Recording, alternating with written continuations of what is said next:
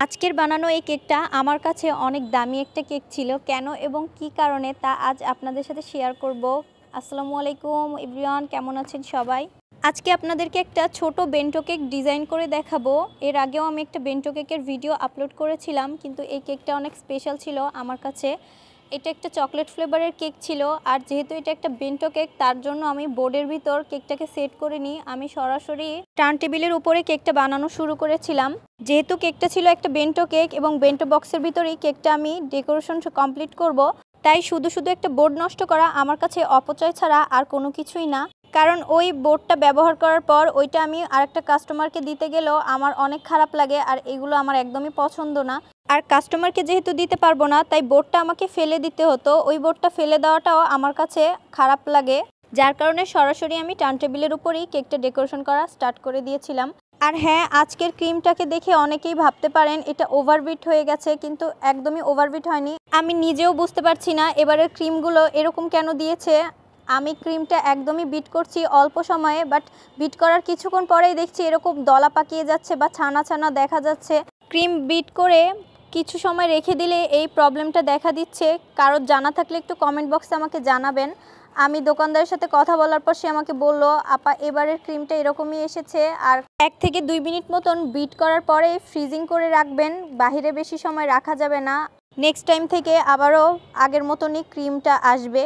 তো এই কথা বলার পর আমি ক্রিমটাকে একটু টেস্ট করেও দেখেছিলাম আসলে ক্রিমটা নষ্ট কিনা বা এটা পরীক্ষা করার জন্য। তারপর দেখলাম যে না, আসলে ক্রিমটা ভালো আছে এবং টেস্টটাও একদমই আগের মতন। বাট এই ক্রিমটা বেশি সময় বিট করে বাইরে রাখা যাচ্ছে না, এটাই হলো প্রবলেম। যার কারণে আমার এই কেকটায় ফিনিশিং আনতেও অনেক বেশি কষ্ট হচ্ছিল। তো যাই হোক, কোনো রকম একটু ফিনিশিং আনার পর আমি বেন্টো বক্সে কেকটাকে ট্রান্সফার করে দিয়েছি। এরপর কেকের উপর চকলেট গানাশটা দিয়ে দিলাম। ফ্রিজে রেখে 5 থেকে 10 মিনিট মতো একটু সেট করে নিয়েছি। এখন আমি ডেকোরেশনটা কমপ্লিট করব। আর হ্যাঁ, কেকটা যেহেতু অনেক ছোট, তাই আমি ছোট ছোট কিছু চেরি ফুল তৈরি করতে চাচ্ছিলাম এই কেকটার উপর। তো আমি যখনই চেরি ফুল তৈরি করতে যাই একদমই ভালো মতন হয় না। চেরি ফুল তৈরি করতে গিয়ে অন্য কোনো ফুল আমি তৈরি করে ফেলি, এটা সবসময়ই হয় আমার সাথে। আর এই কেকটা আমার কাছে অনেক স্পেশাল ছিল, তার কারণ আমার ছোট ভাই আমার কাছে এই কেকটা অর্ডার করেছিল। ওর মাদ্রাসার কিছু বাচ্চা ওর হুজুরের সামনে বলে ফেলেছিল আমি কেক বানাই এবং কেকের টেস্ট অনেক ভালো।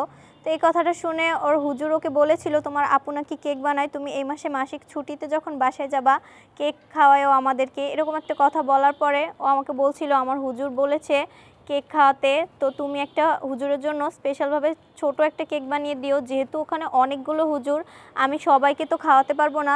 স্পেশালি যেই হুজুরটার কাছে আমি পড়ি, হুজুরকে আমি একটু কেকটা টেস্ট করাতে চাই।